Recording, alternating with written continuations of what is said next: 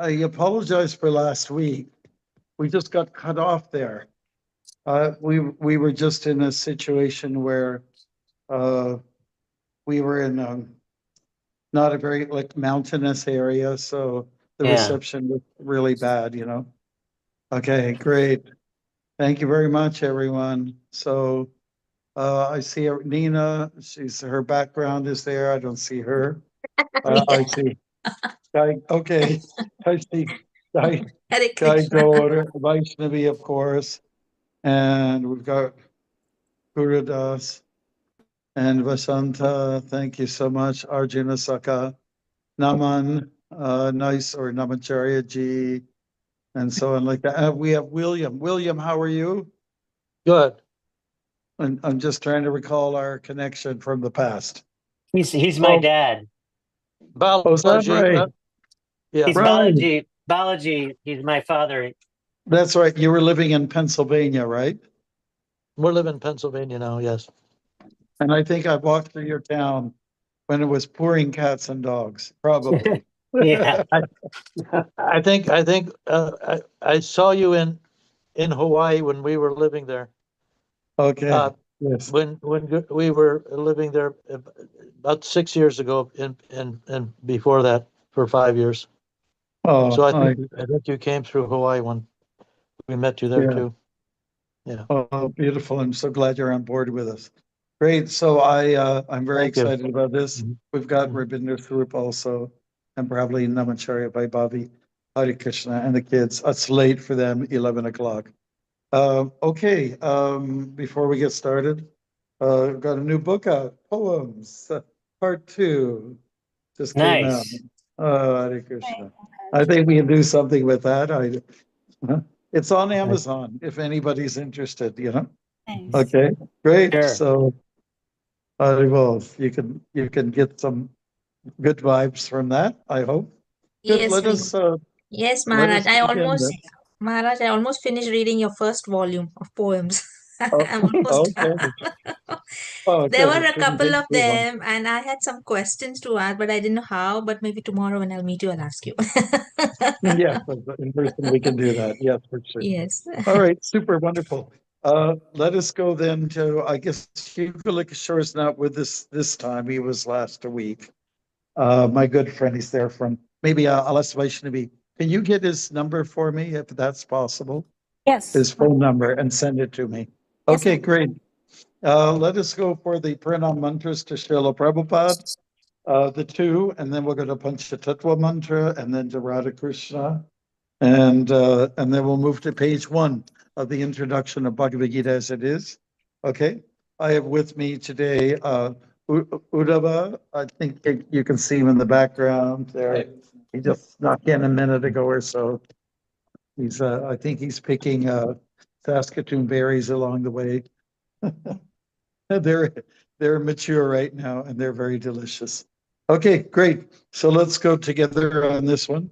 Nama Om Vishnavadaya Krishna Prasthaya Bhutale Srimate Srimate Bhaktivedanta Swamini Swamini Tinamane. Tinamane Namaste Namaste Saraswati Devi Gauravani Pracharine Nirvishesha Shunyavadi Paskacha Tadhisatarine Shri Krishna Chaitanya Chaitanya Prabhu Prabhu Nityananda Nityananda Shri Advaita Vyadvaita Gadadhar Gadadhar Shiva Adi Shivasari Gaura Gaura Bhakta Bhakta Vrinda Vrinda Hare Krishna Hare Hare Krishna Krishna Krishna Krishna Krishna Hare Krishna Hare Hare Hare Hare Hare Rama Rama Hare Hare Rama Rama Rama Rama Rama Rama Hare Hare Hare. Hare. Thank you very much. And then we'll go to our chosen invocational mantra. All right, there it is on the screen. Just repeat after me. Om Agyana Timirandasya Vaikyatimindasya Gyananjana Shalakaya Jananjana Shalakaya Chakshurun Militan Yena Chakshuram Militam Yena Tasmai Sri Gurave Namaha. Tasmai Sri Guruve Namaha. I was born in the darkest of ignorance, I was born in the darkest of ignorance, and my spiritual master opened my eyes and my spiritual master opened my eyes with the torch of knowledge. with the torch of knowledge. I offer my respectful obeisances I unto offer my him. respectful obeisances After my respect unto him. Okay, great. Thank you very much. Now I'll ask our host, which is Vaishnavi, if she could help us to get to where we are supposed to be looking today.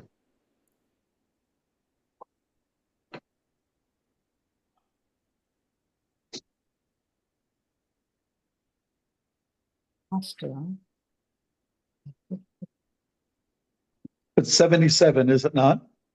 At the last, we did 77 last week. We are doing 78. We did 77 last week. Yes, Maharaj.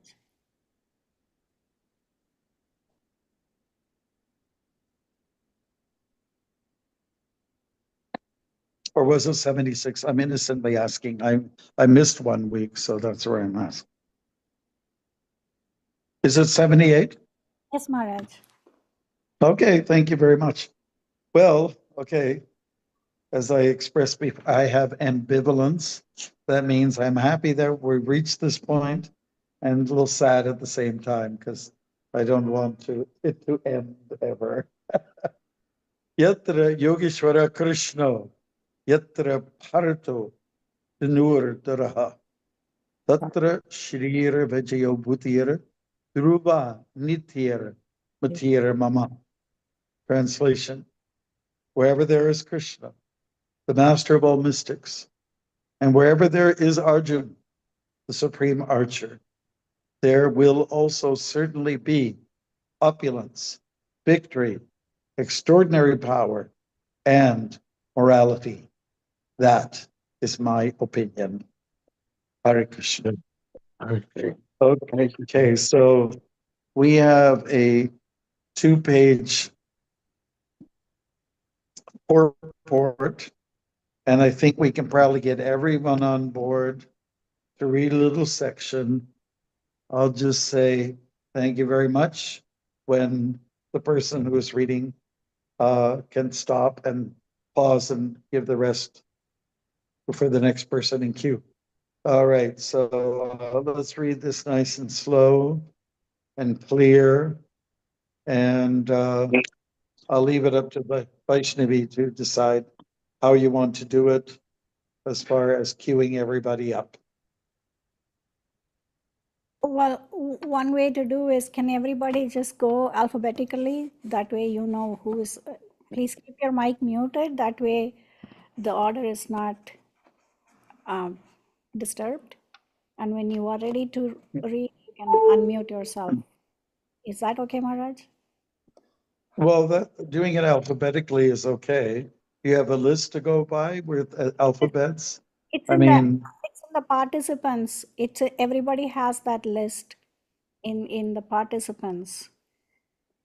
okay, You have access to that. okay. Is everybody having access to that? And then we can Mataji, proceed. I don't know, do I have to change the sorting order because I'm not seeing it alphabetically on my end? Well, if the mics, okay, like I'll just call, because if the mics are not muted, then Oh, okay. Okay.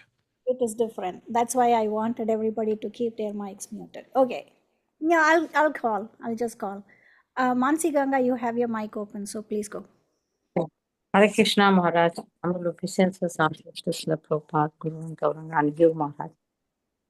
Purport. The Bhagavad Gita began with an inquiry of Dhritarashtra's. He was hopeful of the victory of his sons, assisted by great warriors like Bhishma, Drona, and Karna. He was hopeful that the victory would be on his side.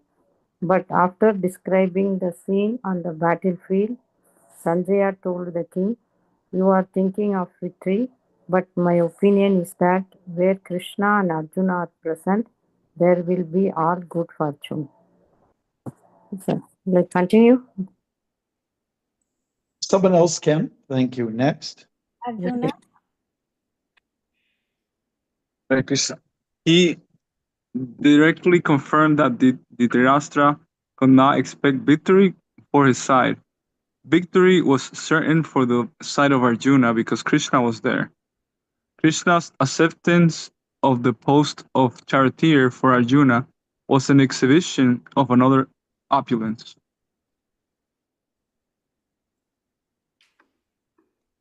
Please Arjun, continue. Krishna Please is continue. full of all opulences, and renunciation is one of them. There are many instances of such renunciation, for Krishna is also the master of renunciation. Thank you. Great. Now, please, Prabhu, just get right into the reading. Never mind, please accept my humble obeisances. All glories to Srila Prabhupada. How are you, Maharaj? That kind of stuff. Just stick with the dharma of reading, okay? Thank you. Next. Arjun Saka. The fight was actually between Duryodhana and Yudhishthira. Arjuna was fighting on behalf of his elder brother Yudhishthira because Krishna and Arjuna were on the side of Yudhishthira. Yudhishthira's victory was certain. The battle was to decide who would rule the world, and Sanjay predicted that the power would be transferred to Yudhishthira.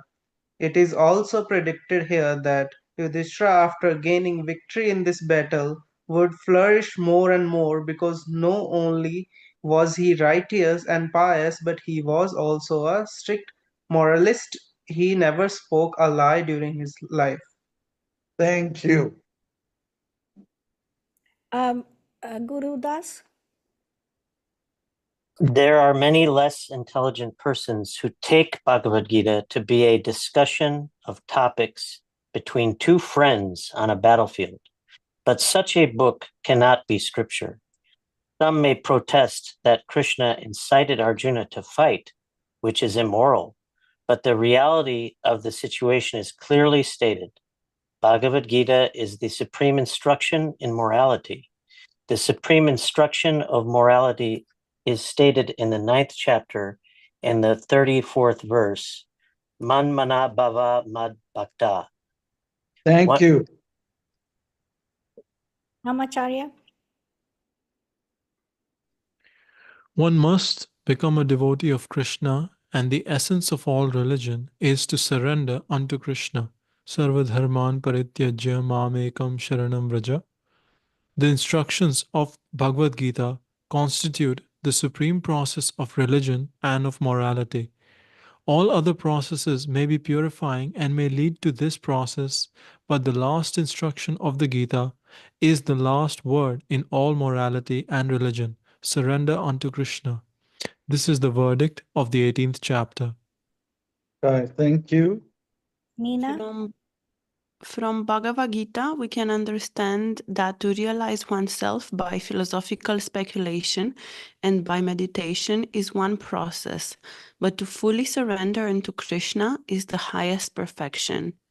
This is the essence of the teachings of Bhagavad Gita. The path of regulative principles, according to the orders of social life and according to the different courses of religion, may be a confidential path of knowledge. Thank you. Okay, can I read now? Yeah. But although the rituals of religion are confidential, meditation and cultivation of knowledge are still more confidential. And surrender unto Krishna in devotional service in full Krishna consciousness is the most confidential instruction. That is the essence of the 18th chapter. Thank you. Next. Ravindra Swarup. Another feature of Bhagavad Gita is that the actual truth is the Supreme Personality of Godhead, Krishna. The absolute truth is realized in three features: impersonal Brahman, localized Paramatma, and ultimately the Supreme Personality of Godhead, Krishna. Perfect knowledge of the absolute truth means perfect knowledge of Krishna. If one understands Krishna, then all the departments of knowledge are part and parcel of that understanding. Thank you. Krishna is transcendental, for he is always situated in his eternal internal potency. The living entities are manifested of his energy and are divided into two classes, eternally conditioned and eternally liberated. Such living entities are innumerable and they are considered fundamental parts of Krishna. Material energy is manifested into 24 divisions. The creation is. Thank you. Thank you. Vasanta? The creation is affected by eternal time, and it is created and dissolved by external energy. The manifestation of the cosmic world repeatedly becomes visible and invisible. In Bhagavad Gita, 5 principal subject matters have been discussed: the Supreme Personality of Godhead, material nature, the living entities, eternal time, and all kinds of activities.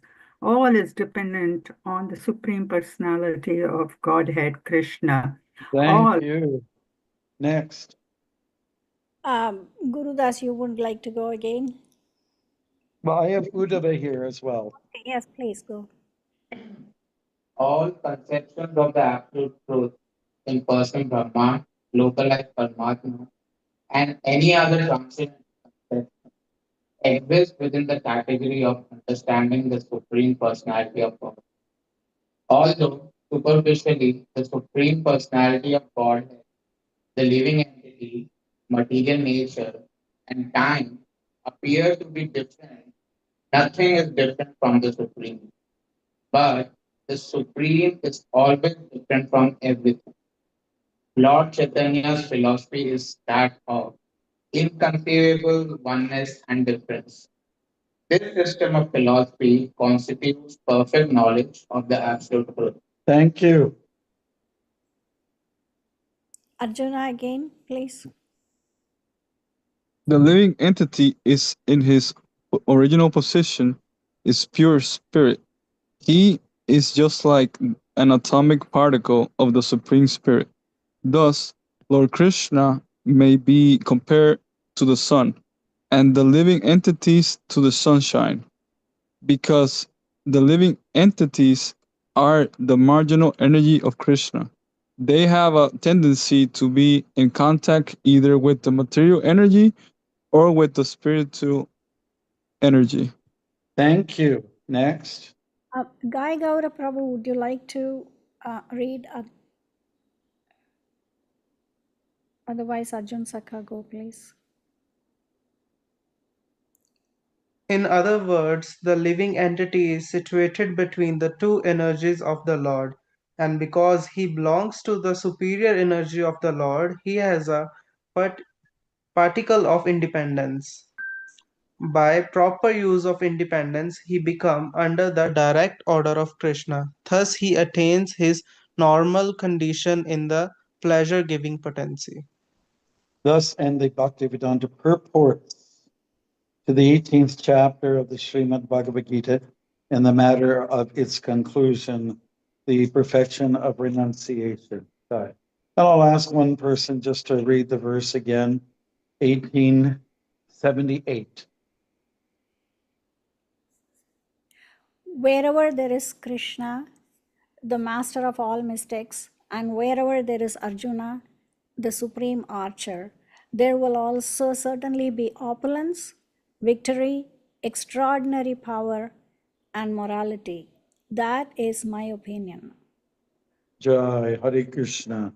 And it is Sanjay's opinion that is important, is it not? Yes, because we take him to be a great devotee. He was blessed by his guru, Vyasadeva. He's in the disciplic succession. Yes, he was in the house of Dhritarashtra, not the best place to be.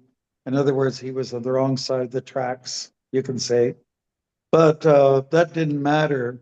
A real devotee is one who, it doesn't matter the location. If you are, your consciousness is in the right place, you are like a liberated soul. Jivan mukta uchate is the shloka. So you're a liberated soul when your mind is with the Lord. And what about the Lord? Well, in this conclusion or summary, which is done so nicely by Srila Prabhupada, we understand Krishna is the master of all mystics. He's the Yogeshwara. And that means he can do anything. And also accompanied with Krishna is his devotee, Arjuna. And he also has his portfolio. He's an archer, and he's a damn good one. And so both these persons together, these two souls, one being the living entity and the other one being super soul, if you will, their combination is very compatible. And when they are together, like in this case they are, through their dialogue, which is worshipable, which is worthy of being, like doing puja to this dialogue, they are projecting 4 good benefits that come from this. And it's right here in this verse. First of all, there's opulence. Or if I can put it in simple terms, you're going to get what you need. You're going to at least have the basic bare necessities when it comes to opulence. When we say rich life, it doesn't mean, a billionaire necessarily. It just means that you've got what you need for life to be happy. Okay? We know a lot of people are over the top in their acquisitions and in their bank account, so to speak. They're not always the happiest people, but the people who have got a rich life, which is filled with the right kind of consciousness, they're going to have what they need just to carry on. They'll be able to pay the bills, plus a little more. Okay. Then we also have, apart from Sri Vijaya, there's victory. There will be success in what you do. You take a matter seriously, you apply Krishna as a central figure, and you're bound to be successful. You just have to keep at it. That's what's important. Don't quit on things, and that's not a sign of divinity. It's not even a sign of being a good sport in the physical world. You just have to keep at something, start a project, take it to the end, and make it work. So then victory will come. You can say Jai. Jaya means a victory, and devotees do that quite a bit, don't we? Since I've known them, they say Jai a lot, Okay. Then we were talking about the next quality that comes out of listening to this dialogue, or dialogue similar to this really, is the buddhi, which refers to having extraordinary power or influence. When you have influence, you can change people's minds. I mean, I remember my dear friend Shisha Prabhu. Shisha is a lawyer by profession. He lives there in the Alachua neighborhood there, close to where Vaishnavi and Nanda Shisha are living. Oh, he's one of the nicest devotees. You can't find anybody better than that, practically. And he was telling us in the GBC meeting, once I remember, he was saying, has anybody ever seen the film 12 Angry Men? And of course, some hands went up. It's an amazing theatrical piece. I've also seen a version of it, in on the stage, with not the original script, but close enough to it. The reason why this is important is that the story goes like this, and it was filmed in one room, but they brought a boy in. He was an African American, and of course, I believe this film came out in the late 50s. I believe, if I'm not mistaken, with some of the best actors that America had to offer at the time. And I remember Henry Fonda was the one that came out successful. He was very influential, and he stuck to one when it came to voting on whether the boy is guilty or not, some kind of murder case, And Henry Fonda vied for the boy, that he felt him not guilty. Everyone else, based on the information that came to them, said the boy's guilty. So then, with further discussion, you know, the everything tipped over a little bit slowly, you know, and I know Guru Das you're in the legal field. Have you ever seen it before? Yeah, I've seen that one. It's a good movie. It's good. Yeah, it's great. Yeah. It's black and white. It's filmed mostly in one room, and you're just stuck the whole time. So, you know, and because the whole thing just tips over like a monitor from one vote against everyone else, and everyone goes in favor of the boy in the end. And Yeah. it's because they went through dialogue, and you know, and from that truth came out. So, you know, what's important about this dialogue is truth came out, you know, between Krishna and Arjuna. This conversation is something that's very riveting. So I'm just bringing up this point because, and I hope you'll get a chance to see this old film, 12 Angry Men. I think it was redone, but I always like the original ones. They're always the better ones.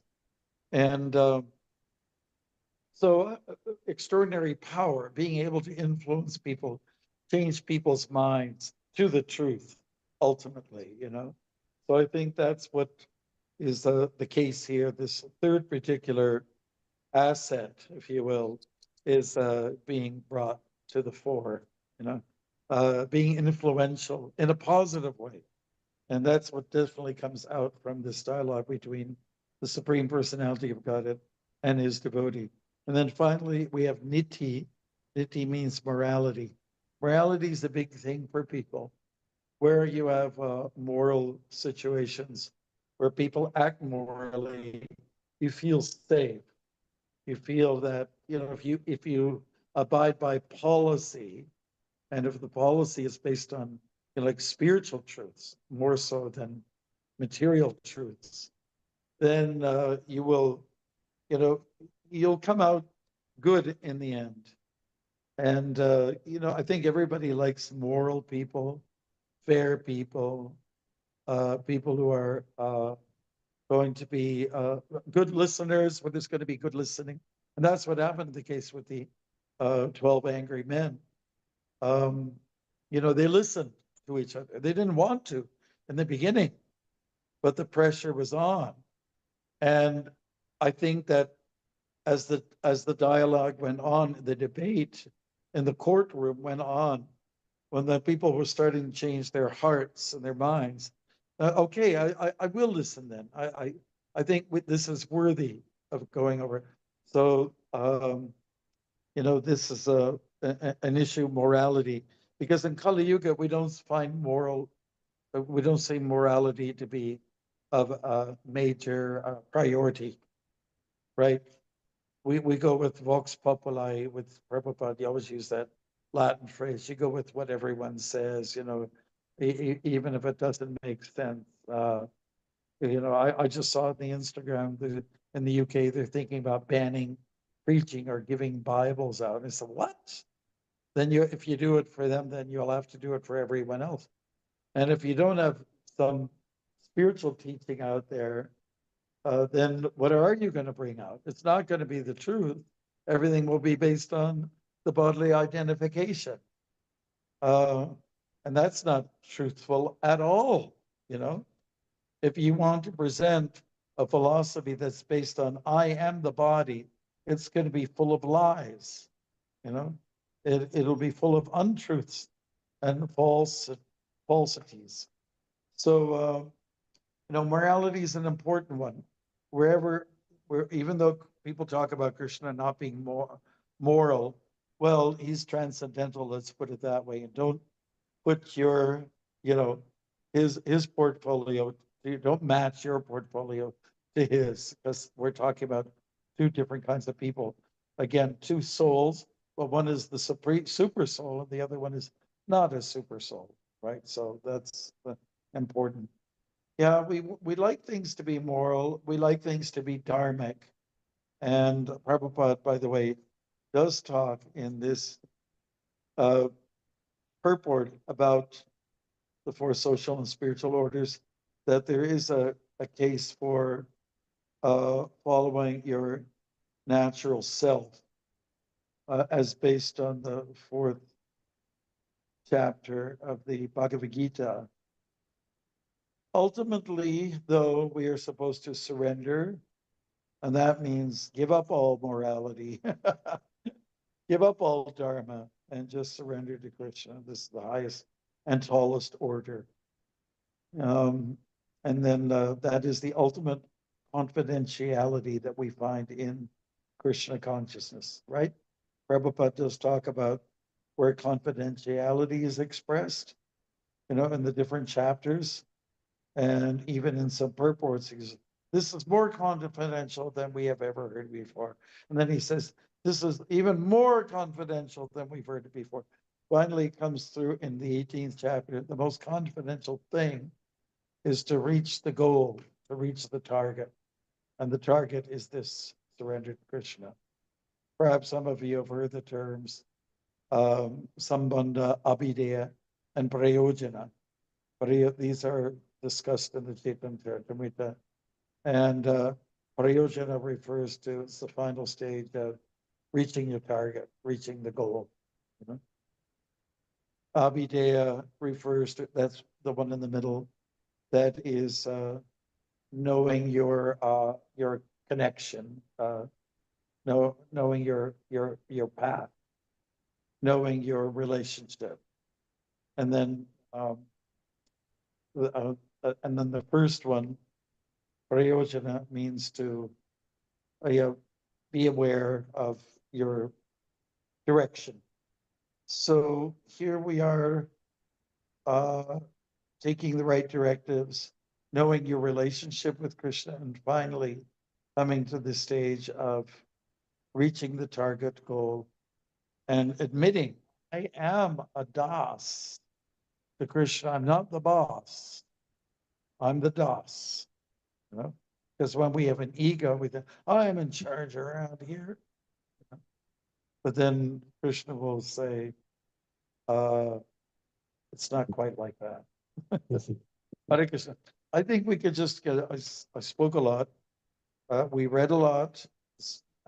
Lovely report where Prabhupada basically presents a synopsis of things. And so now I think we should just open it up for discussion. And then just before we get to the hour, which is going to be midnight for some of you, and for some of us it's 6 o'clock. Hawaii, I'm not sure where you're at there. I have to figure it out. Before noon here, Maharaj. Oh, all right. We'll figure out what to do from here on, now that we've reached the final verse from the Gita itself. And we'll talk about that. So we Vaishnavi, help me with that. I think we should reserve like 10 minutes for that, just that discussion. What do we do on our next call? All right. So any philosophical points that you'd like to make here, Prabhu? Now is the time.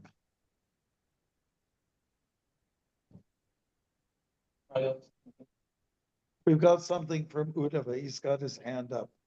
Put your hand up so they don't think I'm lying. Okay, go ahead.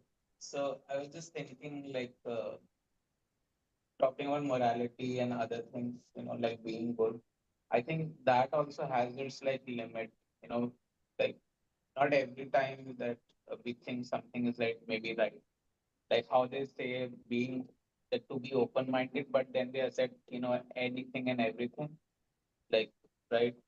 So that is why we need to have a spiritual authority or something absolute truth, because everything is actually related. And you cannot just, stick to being just a good person. You have to be like a little bit of cunning or something. Yes. Yeah, being a good moral person is what we'd like to have happen in the world. There are a lot of people who are atheists, and they're also moral people. They've got good things, but the point is that, let's take up this the rationality behind it. Why should I be good? Why should I be moral if there's no real purpose in life, if there's no God in the end, why don't I just be nasty and greedy, and why don't I be a bully? Why don't I just steal? Why don't I commit murder? Because sometimes we think about doing that. Maybe we think, I hate this person. I wish that person would die. So we have ill thoughts sometimes. And fortunately, you should control yourself and not allow what you're thinking to translate into the world of action. But you just have to think, why be moral? Why? If there's no God to reach, and if there's no relationship to go towards, perhaps some people are just happy, well, it's just to keep things in order a little bit more, feel a little more safe. But I can't buy into that. I think that it's important to realize that there's a God out there and he's in charge, and we follow his directives, and then we get some good benefits. And it's good to live in a little bit of fear with somebody who's up there watching down, looking at us, to make sure we stay in order.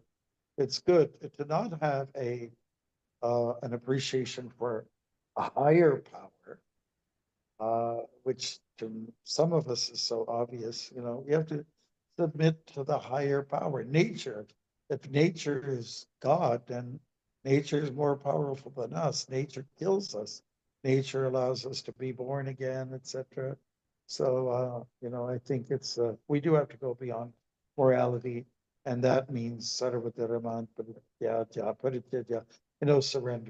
surrender. Take up that mood of surrender. I'm just going to let go and let God. Anybody else want to get back and offer some realizations? Maharaj, I have a question regarding this. It states like in the Gita, right? I mean, this sentence here, like all other processes may be purifying and may lead to this process, but the last instruction of the Gita is the last word in all morality and religion. Surrender unto Krishna. So I think this is trying to tell you to kind of forget morality and dharma and all, just surrender unto Krishna. Correct? It states that kind of thing, right? Yeah, in the beginning of the Bhagavad Gita, Krishna makes, after the Lord, who's a good listener, hears Arjuna about his points of piety, about good moral issues. Oh, we can't let family values fall apart. We can't let these rituals go. We have to think about the women. We have to think about, all these issues come up by Arjuna about protection. So like the way a Kshatriya would feel. And then Krishna takes that. So, okay, you're a Kshatriya then. Okay, then let's fight. Let's perform our duty, right? Then after convincing Arjuna about everything that's laid out in the conversation, different forms of yoga and, all those kind of things, different forms of dharma, then finally, Krishna says, whatever we talked about before, just scrap it. Just scrap it, let it go. Whatever I said before about you being a Kshatriya, well, forget it. You're not real a Kshatriya. You're not that body. You're a spirit. So just let's come to the state of surrender.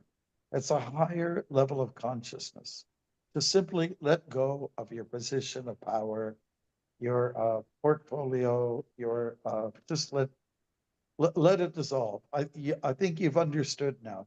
You've reached a certain plateau of maturity. So now that you're mature, let's get beyond maturity and let's just go for surrender.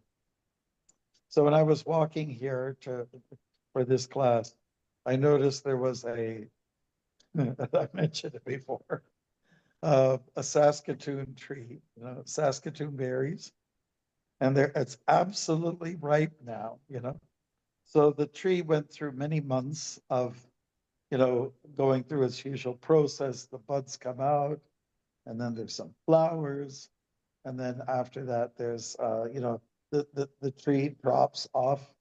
So many things, it drops like into the autumn time. It just, not its leaves, but it keeps its leaves. But then now it's reached its maturity. Okay, now that it's mature, it has a function. something or somebody should come and eat the berries. And of course, I had to come here and I didn't have time to pluck off some berries. And I love that berry, by the way. That would be like reaching the mature state, when the tree is offering something, when it's doing some seva. So in the same way, it might be nice to have book knowledge to follow Jnana Yoga, and Hatha Yoga, and it starts with Karma Yoga. But now that I've got to a certain level of understanding, which is dhyana and jnana yoga, now let us take to bhakti. That's where it belongs. So that the goal is in the love. It's in the service to each other. That's where it stands. I'm looking right now, the devotees in the Netherlands there. There's that divine couple there, and I won't mention their names, but I could pick on anybody else. But you're there in the square, so I can't help but say that while the girls are asleep because it's late there. Your role is to let's say is to just sweetly surrender and sweetly serve each other. And then life becomes not tolerable or acceptable, it becomes quite beyond manageable. It becomes relishable, right? It becomes relishable. So that's the way it is with our service to Krishna. It is something that we thrive on. There's no position to go after this, serving Krishna with all abandonment, So that's the idea. Hare Krishna. Very good. Is that okay, Nina? I mean, it's all about steps. Prabhupada talks about steps.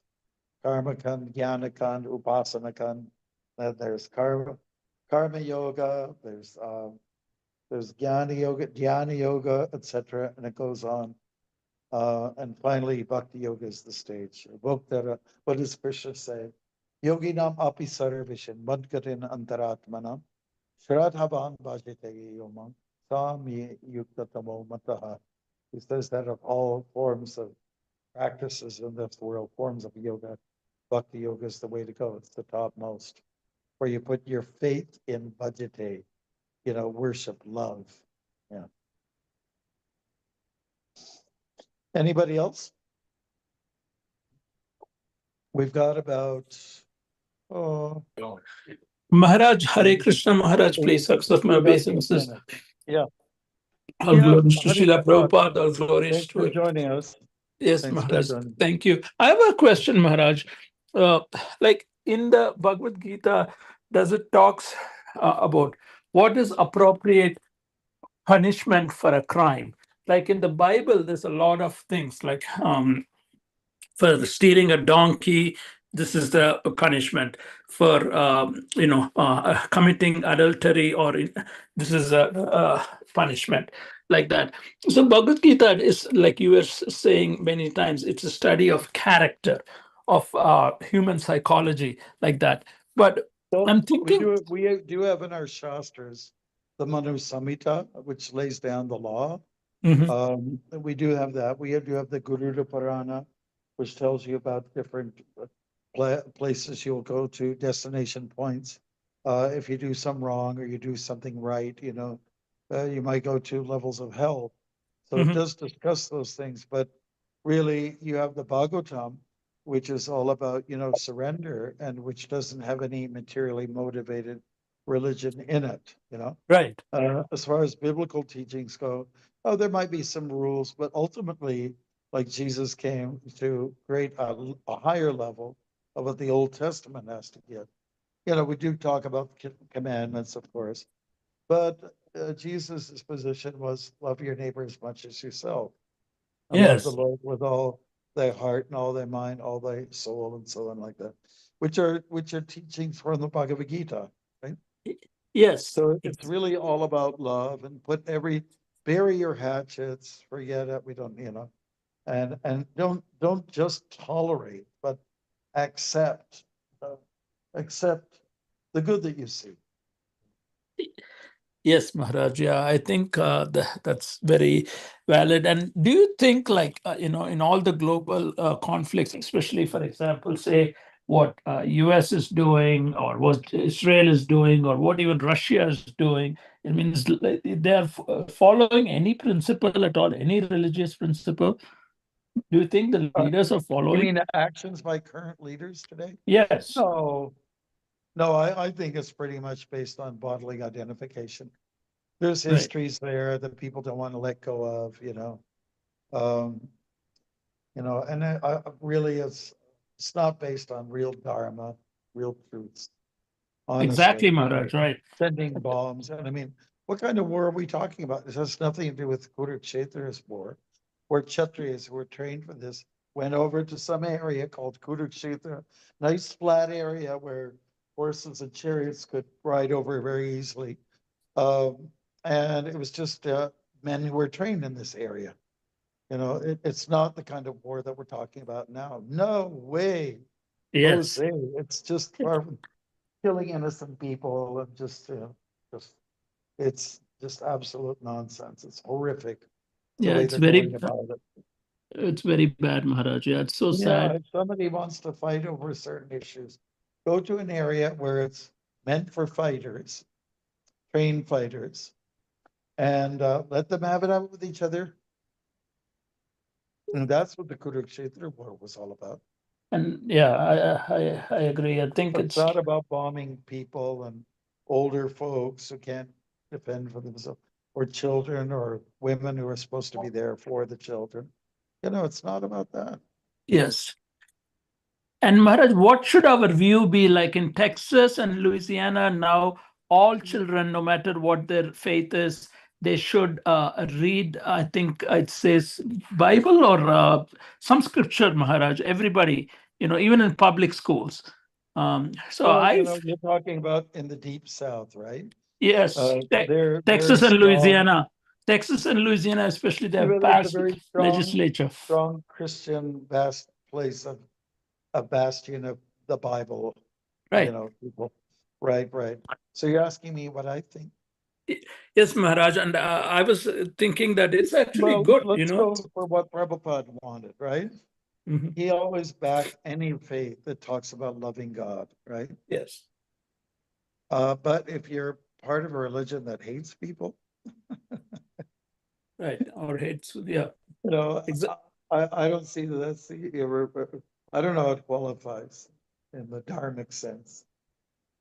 But children need some spirituality, some guidance. They should learn local things. 10 Commandments is not a bad idea, Yeah, exactly. Yeah. Don't honor your mother and father. Don't kill this guy or that guy. Right, and be the neighbor, and yeah. It also, one of the commandments is, I think you should not have any images of something before me. That commandment is a little bit controversial, I would say. But overall, I felt that at the same time, Christians, they worship the crucifix, which is an image. Okay. Yeah. Exactly. So, yeah. You shouldn't worship strange gods or, what they call idols or something like that. Right. So either this is hypocrisy, and the Islamic people are the same. They have the Kaaba, so they worship that. They circumambulate it counterclockwise, and it's just all hypocritical. So they go don't have strange gods, but get familiar with gods that are not strange, and Krishna's not strange. He's a very beautiful looking guy. Yeah, exactly. Yeah. He's a good musician, a good dancer, and he's very intellectual. And he's a protector of the innocents. He's a superhero. We should be paying attention to him. Yeah, I also felt like, okay, as a Hindu or a person of Hindu origin, but more of, not Hindu philosophy, more of a Krishna conscious philosophy. I said, okay, if you want me to read the 10 Commandments, I'll be happy to do it. But, I'm going to look at it in a comparative or a contrasting. What are the contrasts and similarities between what you're trying to teach and, what we personally believe in? So it's I can welcome it. Yeah. Right? So when you have all these kinds of directives and injunctions. And so don't do this, don't do that, don't do this. That means people are doing all kinds of crime. And if Yeah. your injunctions are saying, don't be a good boy, don't be a bad boy. So if that is your scripture, okay, great. So you're starting. Okay, you're starting to be a human. But what about the next level, which is to just surrender? And what about, say, like texts like the Bhagavatam, love the Lord? You know, how do you love him? You have to know him. You know, Yeah. this is where the 10th canto comes in. Oh, so many other cantos talk about the different features of God, you know, the different avatars. Finally get to the 10th canto, and it brings us to the David Jagatpate, the Lord of all lords and the God of all gods, which is Krishna. So really, that's what we Get have. everything. We'll take you to the top. We'll take you to the final stage. Why you should love God? Because, well, God's adorable. Krishna's adorable. Yeah, I think during the Rath Yatra, we just had our Rath Yatra in Parsippany, New Jersey, and we went through a new route through the, just through the regular streets, very residential area and completely not, multiracial, multicultural, multi-religious. I think many people actually appreciated Maharaj, who have never seen Jagannath, Baladev, Subhadra, because it was a completely new route. And totally people who How can you challenge people who say, these are happy people? It's all about peace and love. Yeah. And everyone's smiling. Look at those gods. They're smiling. They got big, broad, faces. The eyes are out, open your eyes. Yeah, and keep your eyes wide open all the time, like Johnny Cash used to sing. Yeah. So Thank you, so Maharaj, much for your contribution.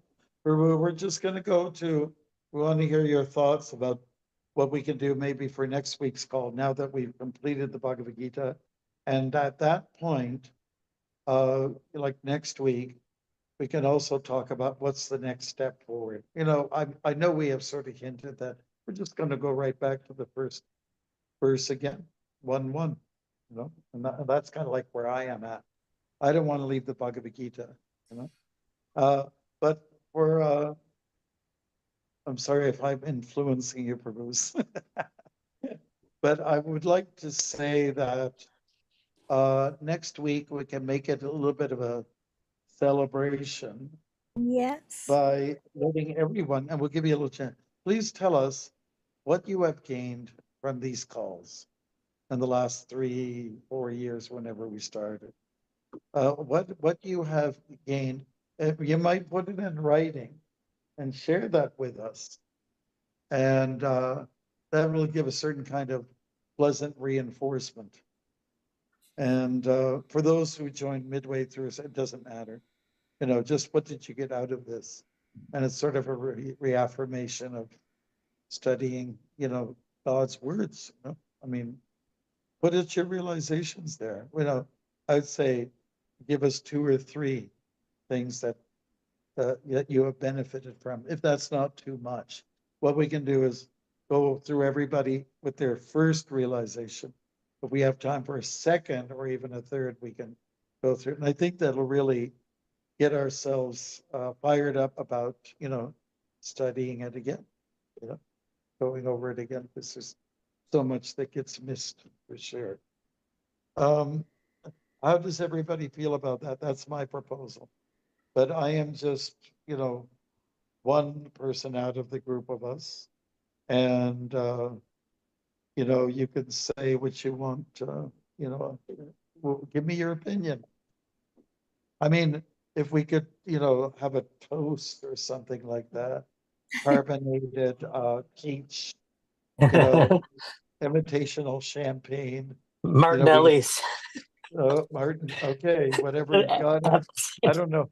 I'm not that familiar with all those things. Yeah. If we could share a cake, but I think that's very hard, and we'll never agree on which kind of cake. I'm getting kind of tired of what do devotees like? Cheesecake. Yeah, I'm tired of that, really, frankly. I'd much rather have a Russian potato salad in the shape of a of a cake and you put a nice big candle on it, honestly, with some dill in it and some olives, you know, kind of soury and kind of tasty, like, oh, yeah. So, but that's going to be very difficult to do. So, therefore, why don't we just talk about the juice that came out of this whole experience? You know, what was your juice? Maybe we can call it that. What is share your juice? Share your juice. We can ask Vaishnavi to take it and market it like that. You know, share your juice. Let everybody in this, anybody who's been there in the past, let them come on board and allow them to know about our program. Share your juice, Gita juice, maybe. Share your Gita juice. What does everybody feel about that? You know, Maharaj, I like it. I like it, and I just comment real quick that, you know, as someone who joined midway, you know, I'm definitely in favor of starting over again with you. So okay, wow, all right, okay, great. You know, Me too, Maharaj. I like it too. Okay, so share the juice. How's that? Share for next week, and please be a little prepared. You know, write it down, and please, Vaishnavi, if you can reach out to everybody, even those that are not with us today, but have been part of the gang, our gangster team here. Anybody else want to say something? Is there another way we can celebrate? Well, I'm an interloper. I just wanted to say that Hare Krishna, I appreciate this Sadhu Sangha and listening to the Bhagavad Gita and everyone's reading is very sweet. So I appreciate the Sadhu Sangha.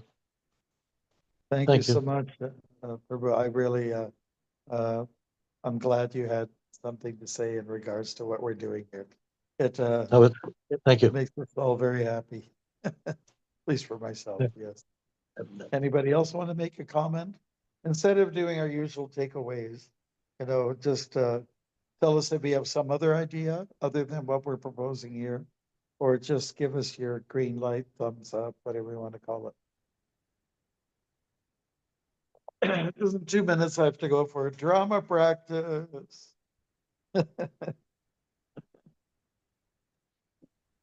I can say that, you know, like that's a great thing because I don't think we might get together. So yeah, Okay. just we can share our realizations of the time we spent together.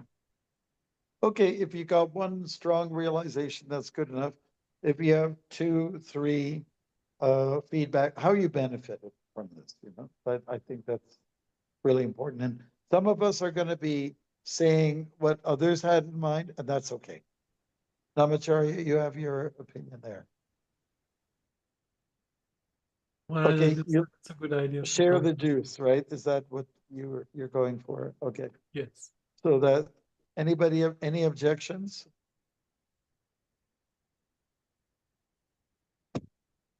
No objections? Okay, then that's it. We're prepared to get together and have each other's association, and then because it's a little bit of a homework assignment, please just be prepared to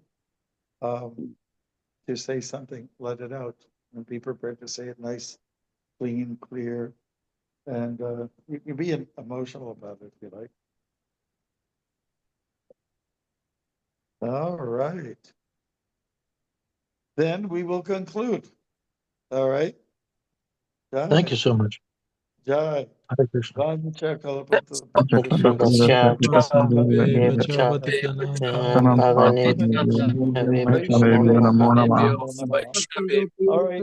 Next week we share the champagne. Oh, I mean the juice. Hare Krishna. I don't even know Hey, what Mo. Hare Krishna. Thank you so much, Maharaj. Thank you, devotees. Thank you. Take care, everybody. Hare Thank Krishna. you, everyone. Hare Have a great week, devotees. Thank you. Hare Bol. Hare Krishna. Take care. We meet next Bye. week, right? Vaishnavi? Yes. Next week is share your juice, share what your essence of what you. Yeah, we are After meeting that, next week. we start again or no?